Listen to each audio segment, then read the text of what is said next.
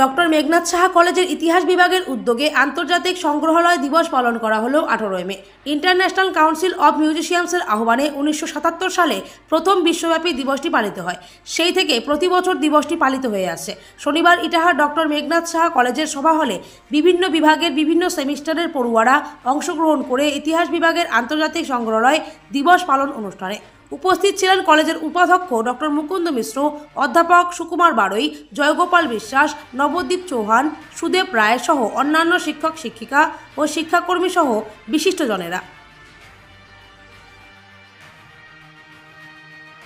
18 মে আন্তর্জাতিক সংগ্রহালয় দিবস। সারা পৃথিবীর বিভিন্ন জায়গায় এই দিবস পালন করা হচ্ছে। আমাদের ডক্টর মেঘনাদ সাহা কলেজের ইতিহাস বিভাগও এই দিনটি আন্তরিকতার সাথে পালন করল। আজকের এই অনুষ্ঠানে উপস্থিত ছিলেন ডক্টর মেঘনাদ সাহা কলেজের উপাধ্যক্ষ, তিনি উদ্বোধনী ভাষণ দিলেন।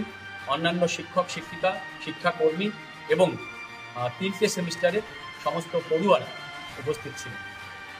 এখানে আন্তর্জাতিক সংগ্রহালয় দিবসের তাৎপর্য এবং জাদুঘরকে, মিউজিয়ামকে কীভাবে সমাজের সঙ্গে সম্পৃক্ত করা যায়, আর ছাত্রছাত্রীদের মধ্যে এবারে যেহেতু থিম হয়েছে যে গবেষণা এবং শিক্ষার ক্ষেত্রে মিউজিয়ামের কি ভূমিকা, সেটা এবারে থিম।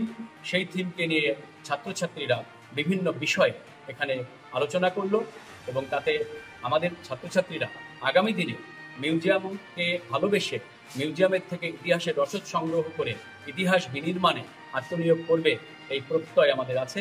আমাদের ভালো লাগা যে সমস্ত ছাত্রছাত্রীরা তারা নিষ্ঠার সাথে এই দিনটি উদযাপন করেছে তাদের সংস্কৃতি, তাদের কৃষ্টি উদ্ধারের লক্ষ্যে।